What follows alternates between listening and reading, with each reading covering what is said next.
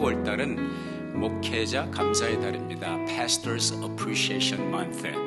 오랫동안 교회 전통으로 미국에서 지켜져 내려오는 그러한 10월인데 제가 그것을 광고할 필요가 없는 게 10월 달은 여러분 아시는 대로 제가 귀가 빠진 날입니다. 그래서 이봉화 목사 생일이라고 그래서 Pastors Appreciation Day 이런 거 광고 안 해도 여러분이 충분히 넘치게 분에 넘치게 저에게 10월 한 달은 많은 사랑과 또 은혜를 베풀어 주셨습니다. 하나님께 감사를 드립니다.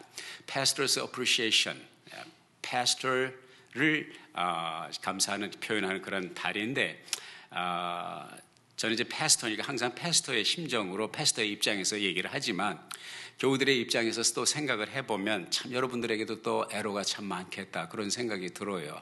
그런 의미에서 여러분이 하고 싶은데 하지 못하는 말을 제가 대신해 드리려고 합니다. 완벽한 목회자 10가지가 있다고 합니다. 완벽한 perfect pastor의 10가지 구비 조건이 무엇인지 제가 이 이야기를 해야 되나 말아야 되나 이거 잘못하면 교회에서 쫓겨날 수도 있는데 그런 두려움과 긴장 속에서 말씀을 드립니다. 첫째, 완벽한 목사는 절대로 설교가 10분 이상을 넘지 않는다. 두 번째, 회개를 외치고 죄에 대하여 꾸지람하면서 성도들의 기분이 상하지 않고 기분이 좋게 한다. 그 다음에 세 번째, 아침 8시부터 일을 시작해서 밤 12시까지 부지런히 일을 하며 교회 모든 건물 관리와 청소까지 담당을 한다.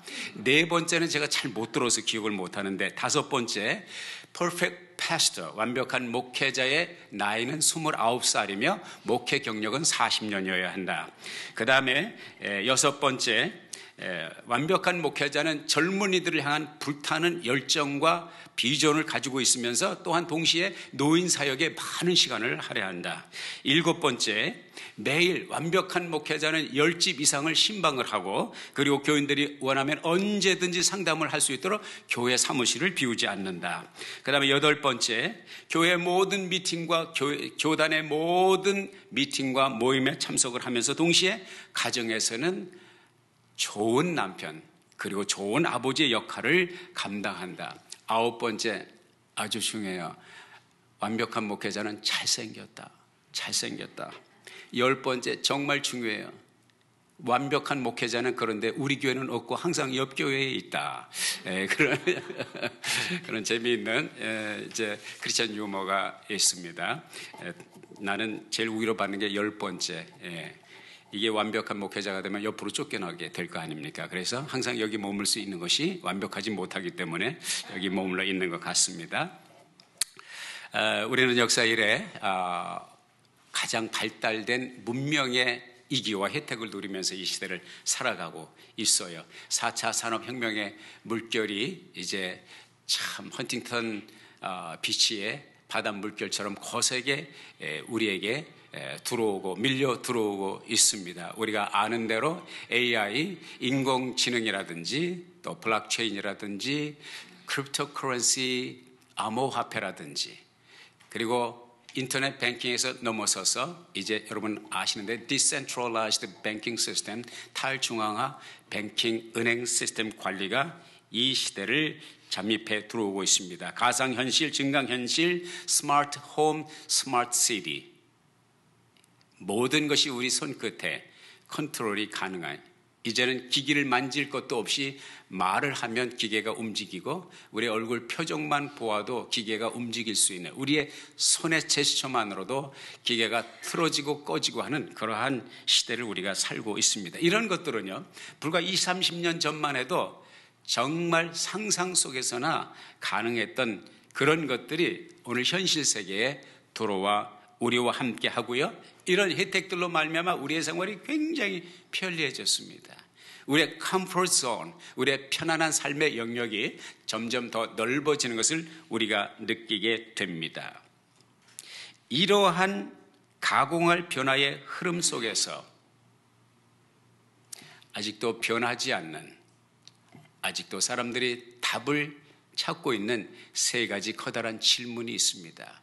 그 질문은 무엇이냐? 첫째, 왜 세상에 아직도 악이 존재하는가? 둘째, 왜 사람은 여전히 고통을 당하고 있는가? 셋째, 왜 사람들은 결국 죽어야 하는가?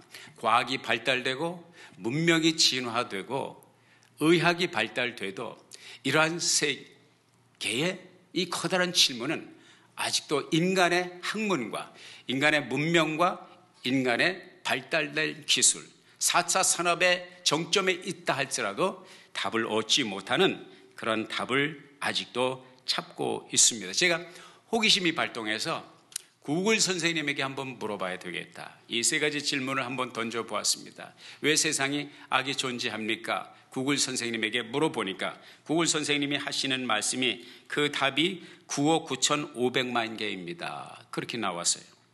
There are about 995 million results. 두 번째 질문을 또 던졌습니다. 왜 사람들이 고통을 당합니까? 구글 선생님이 하시는 말씀이 그에 대한 답은 3억 3,300만 개의 답이 있습니다. 세 번째 질문을 던졌어요. 왜 사람들이 결국 Why do people die? 제가 질문을 던졌더니 구글이 하는 말이 44억 개의 답이 있습니다. 이게 구글이요, 이 인터넷이 이렇게 방대한 자료를 우리들에게 주고 있습니다. 물론 그 모든 답을 제가 다 읽어볼 수는 없었습니다. 그러나 내가 알고 있는 한 가지 분명한 답은 성경에서 찾아볼 수 있는데요. 일찍이 모세는 그런 말을 했습니다. 시편 90편 10절에 이렇게 말씀하고 있어요. 우리 같이 읽어볼까요? 시작. 우리의 연수가 70이요 강건하면 80이라도 그 연수의 자랑은 수고와 슬픔뿐이요 신속히 가니 우리가 날아가나이다. 여러분, 모세는 지금으로부터 약 3,500년 전에 살던 사람입니다. 우리의 연수가 70이요 강건하면 80이라도, 그러니까 평균 수명이 70이었다는 것입니다. 모세가 보았을 때 3,500년 전에. 그리고 좀 건강한 사람은 80까지도 살고. 그러면 그때로부터 3,500년이 지난 이 4차 산업혁명의 중심에 서 있는 우리 인류의 평균 수명은 얼마나 늘었을까요? 월드다미러에 의하면 현재 지구촌 인류의 평균 수명은 73.2세입니다. 3,500년 전에 평균 수명이 70년인데 3,500년이 지난 지금 문명과 과학과 의학이 발달된 이 시대에 평균 수명이 몇 년이 늘어요? 3살 늘었어요. 그 과학과 문명과 기술과 혁신이 별로 인간 수명을 늘리는데 별로 큰 기여를 한 것 같지를 않습니다. 마찬가지로 이 세 가지 질문은 그 옛날에도 있었고 지금도 있는데 인간의 발달된 과학과 문명이 답을 주지 못하고 있다고 하는 사실인 것입니다. 성경은 분명히 말합니다. 인간이 경험하는 이 모든 악은, 그리고 인간이 겪어야 되는, 인간이 경험하는 고통의 문제는, 그리고 결국은 죽을 수밖에 없는 이 커다란 문제는 그 근원이, 그 뿌리가 어디에 있느냐? 인간의 마음이 하나님에게서 떠날 때, 인간의 이 마음이 내면 세계가 하나님으로부터 분리될 때, 우리가 창세기 3장에 보면 우리 조상 아담과 하와가 어떻게 타락했는지를 말씀하고 있습니다. 하나님이 동산에 많은 나무 실과를 주셨어요.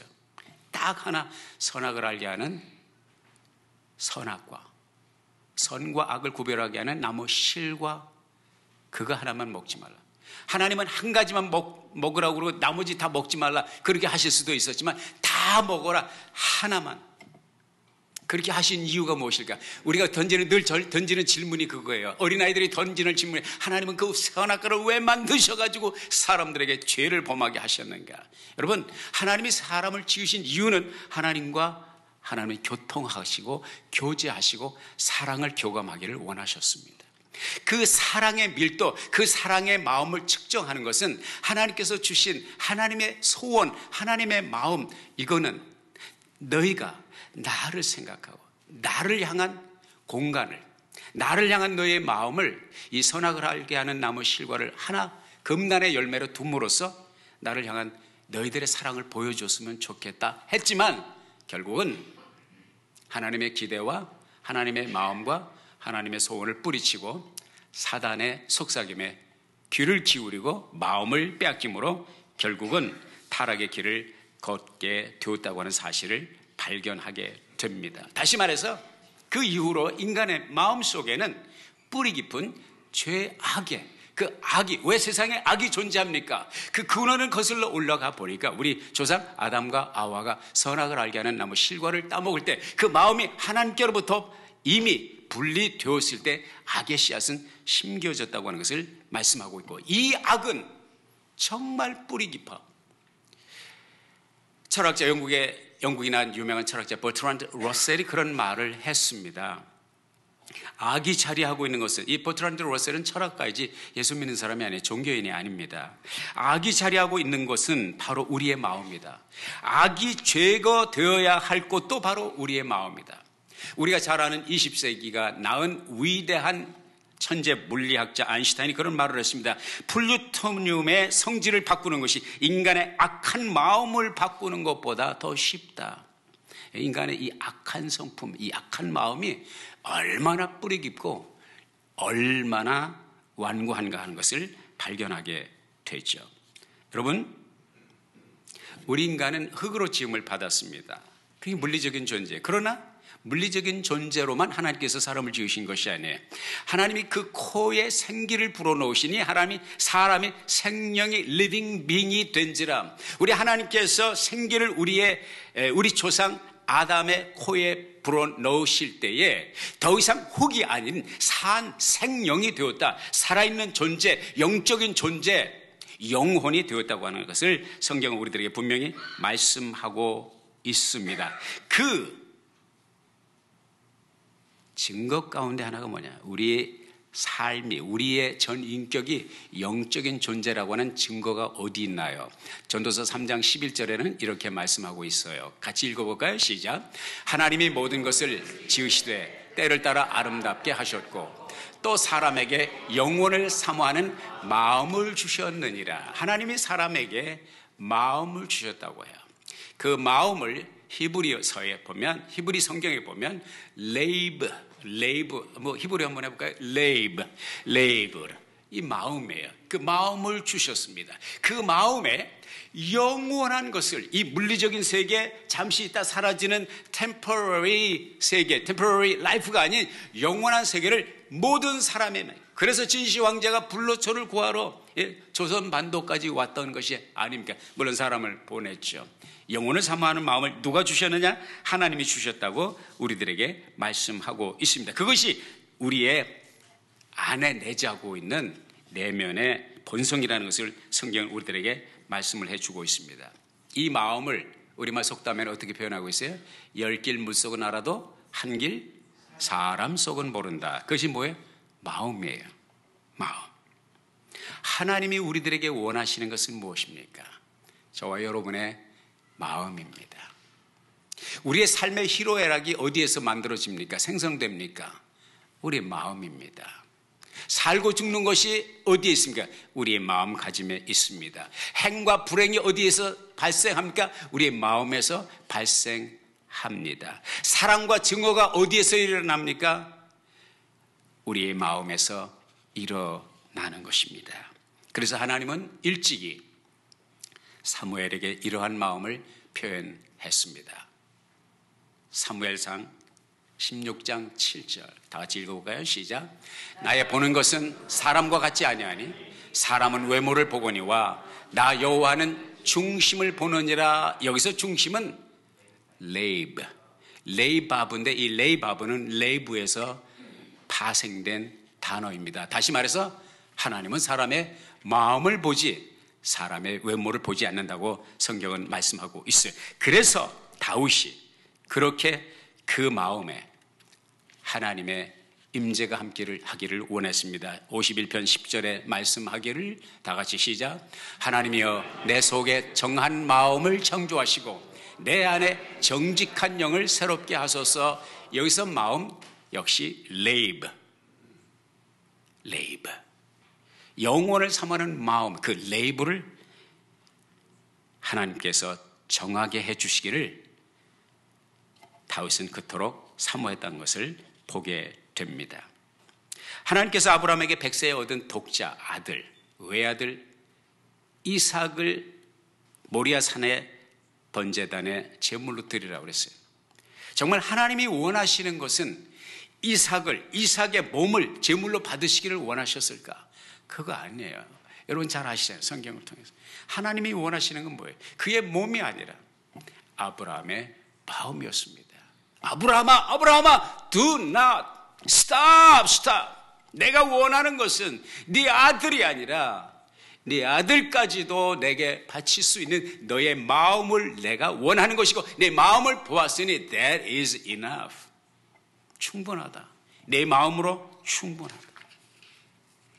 우리가 주님을 위해서 이것도 하고 저것도 하고 헌금도 하고 선교도 하고 많은 것을 하지만 정작 하나님이 원하시는 것은 우리가 하지 않아도 하나님이 말씀 한마디면 다 하실 수 있습니다. 그럼에도 그러한 기회를 우리들에게 주시는 것은 하나님을 향한 우리의 마음을 하나님께서 보시기를 원하신 것입니다. 그렇기 때문에 여러분 봉사를 해도 마음으로 봉사를 해야 됩니다. 헌금을 드려도 마음을 같이 얹어서 드릴 때 하나님이 하나님이 뭐 가난하신 분입니까? 하나님은 나야가라 폭포의 주인이시고 모든 빌딩의 주인이시며 하늘과 땅 우주의 주인이십니다. 그분이 뭐가 부족해서 우리에게 드리라 하는 것이라 우리의 마음을 하나님께서 보시길 원하시는 것이죠.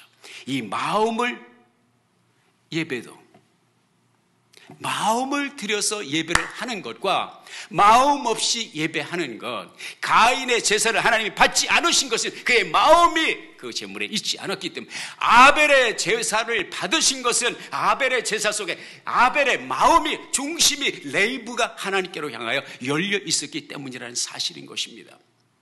예배도 하나님께 그 마음을 드릴 수 있고 하나님은 저의 삶에 있어 중요하신 분입니다 라고 표현할 수 있는 기회를 헛되이 허송하지 않기를 주의 이름으로 도전합니다. 그런데 성경은 이 마음이 악으로 물들었다고 말씀하고 있습니다. 예레미야서 22장 22절에 보니까 이런 말씀이 기록되어 있어요. 같이 읽어볼까요? 시작. 주 여호와 내가 말하노라. 내가 잿물로 스스로 씻으며 수다한 비누를 쓸지라도 내 죄악이 오히려 내 앞에 그저 있으리니 아무리 기가 막힌 케미컬 세제를 쓴다 할지라도 내 안에 내 마음에 있는 죄악을 씻을 수가 없다. 그렇기 때문에 버트란드 러셀이 말하고 아인슈타인이 말한 대로 그렇게 사람의 마음을 바꾸는 게 불가능하다 할 정도로 표현이 되었던 것이죠. 이거 한 가지만 생각한다면 우리는 절망이지만 하나님께서 우리들에게 희망의 메시지 또한 주셨어요. 우리 다 같이 이사야서 1장 18절 말씀을 읽겠습니다. 시작. 여호와께서 말씀하시되 오라 우리가 서로 변론하자. 너희 죄가 주홍 같을지라도 눈과 같이 희어질 것이요 진홍같이 붉을지라도 양털같이 되리라. 우리 주님께서 이 세상에 오신 이유가 뭐예요? 주님께서 약속하신 이사야를 통해서 말씀하신 이 약속의 말씀을 지키기 위하여 우리가 씻을 수 없는 잿물로도 어떤 세탁제로도 정결하게 할 수 없는 우리의 마음을 정결하게 하시기 위하여 아들 예수 그리스도를 희생하셨고 보내셨고 십자가에 매달으셨고 우리의 저주를 한 몸에 받으시고 물과 피를 쏟으시고 다 이루었다 테텔레스타이라고 말씀하실 때까지 그 고통을 우리 하나님 아버지께서 또 아들 우리 주 예수 그리스도께서 당하신 것을 성경은 우리들에게 말씀하고 있습니다. 그런데 이 마음을 솔로몬이 오늘 뭐라고 말하냐면 세상에 지킬 것이 많이 있는데 세상에 간직할 것이 많이 있는데 정말 중요한 것은 정말 지킬 것은 너의 마음을 지키라는 거예요. Above all else keep your heart. 모든 것 위에 그대의 마음을 지키십시오. 왜냐? 생명의 근원이 이에서 남이니라. 생명의 근원이 이에서 남이니라. 세번역에 보니까 마음이 바로 생명의 근원이기 때문이다 말씀하고 있습니다. 그러면 이제 결론은 뭐냐? 그럼 어떻게 지켜야 돼? 이 마음을 어떻게 지켜야 돼?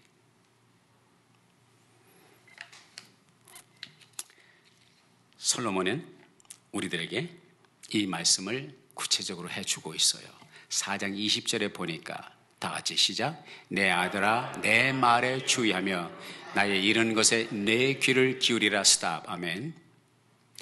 솔로몬이 아들에게 이야기하듯 하나님께서 자녀된 우리들에게 말씀하십니다. 내 말에 주의하며 나의 이르는 내 말에 내 귀를 기울이라. 저와 여러분의 마음을 지키는 것은 다른 것이 아니라 하나님의 말씀에 주의하고 하나님의 말씀에 귀를 기울이라는 것이죠. 21절 읽어볼까요? 시작. 그것을 내 눈에서 떠나게 말며 내 마음속에 지키라. 내 말을 주의하고 귀를 기울이고 내 말을 너의 마음속에 지키라. 왜냐하면 22절 시작. 그것은 얻는 자에게 생명이 되며 온 육체에 건강이 됨이니라. 너무너무 좋은 말씀이에요. 어려운 게 아니에요. 우리의 마음을 지키는 것은 어려운 것이 아닙니다. 하나님의 말씀을 붙들고 하나님의 말씀에 귀를 기울이고 하나님의 말씀을 우리의 중심에 두면 되는 것이 성도의 간증을 통해서 이렇게 표현되고 있습니다. 시편 119편 105절에 보니까 이렇게 표현되고 있습니다. 다 같이 106절 2절을 읽어보겠어요. 시작. 주의 말씀은 내 발의 등이요 내 길의 빛이니이다. 주의 말씀대로 나를 붙들어 살게 하시고 내 소망이 부끄럽지 말게 하소서. 너무너무 좋은 말씀이에요. 그리고 이제 이어서 시편 119편 9절에 보니까 청년이 무엇으로 그 행실을 깨끗게 하리까? 주의 말씀을 따라 삼갈 것입니다. 11절에 보니까 내가 주께 범죄치 아니하리 하여 주의 말씀을 어디에 두었나이다? 내 마음에 두었나이다. 그러니까 저와 여러분의 마음을 하나님께서 받으실 만한 마음으로 간직하고 보존하는 것은, 지키는 것은 하나님의 말씀을 붙들고 하나님의 말씀에 귀를 기울이고 하나님의 말씀을 마음에 두는 것이죠. 우리 믿음의 선배들이 이렇게 마음을 지켰다고요. 시대가 변해도 3차 산업혁명이 아니라 4차 산업혁명이 아니라 5차 산업혁명이 와도 변하지 않는 것은, 우리의 마음을 지키는 방법은 하나님의 말씀을 우리의 마음에 두는 것이라고 말씀하고 있습니다. 일찍이 시편 1편은 이렇게 말씀하고 있습니다. 이건 이제 그 공동번역 개정인데 같이 한번 읽어볼까요? 시작. 복되어라 악을 꾸미는 자리에 가지 아니하고 죄인들의 길을 거닐지 아니하며 조소하는 자들과 어울리지 아니하고 야훼께서 주신 법을 낙으로 삼아 밤낮으로 그 법을 되새기는 사람이라고 말씀하고 있습니다. 그러면서 3절에 재미있어요. 3절도 읽어보자고요. 시작. 그에게 안 될 일이 무엇이랴? 냇가에 심어진 나무 같아서 그 잎사귀가 시들지 아니하고 제철 따라 열매 맺으리. 너무나 좋은 말씀이죠. 잠언서는요, 많은 것을 말씀하고 있는 것 같지만 딱 두 가지 말씀하는 거예요. 하나는 지혜로운 사람이 가는 길, 다른 하나는 어리석은 사람이 가는 길, 미련한 사람이 가는 길. 그러면서 잠언서의 솔로몬은 이렇게 계속 질문을 던집니다. 지혜로운 사람의 길을 갈 것이냐, 어리석은 자의 길을 택하여 갈 것이냐, 이 동일한 질문을 70번에 걸쳐서 계속 반복하고 있습니다. 오늘 말씀이 우리들에게 분명하게 그 길을 지시해 주고 있습니다. 지혜로운 자의 길을 가는 것은 우리의 마음을 지키는 것이고, 우리의 마음을 지키는 것은 우리의 생명의 말씀인 하나님의 말씀에 주의를 집중하고 귀를 기울이며 그 말씀을 마음에 담아 두는 것이다. 할렐루야. 너무 좋죠.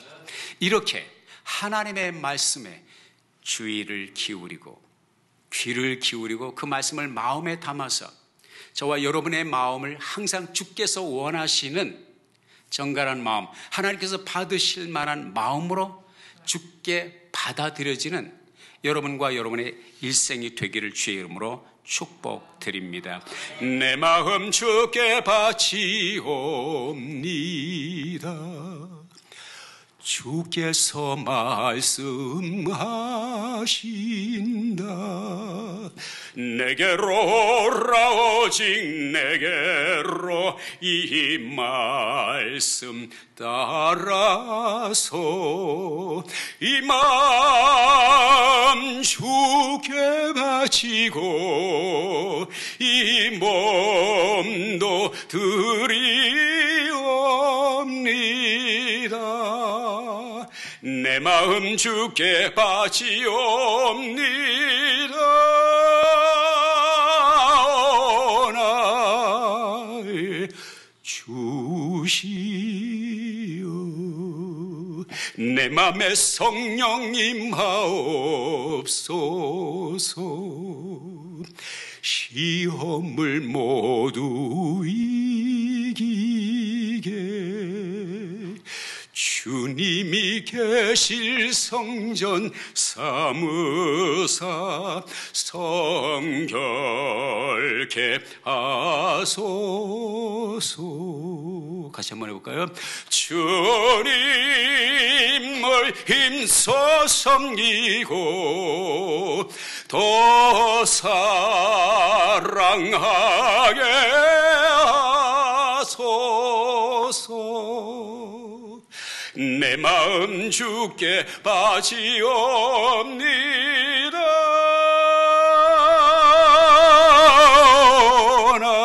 나의 주시오.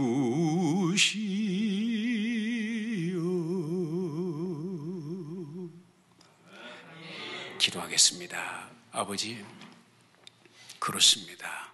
우리는 본래 악으로 물든 사람들이었죠.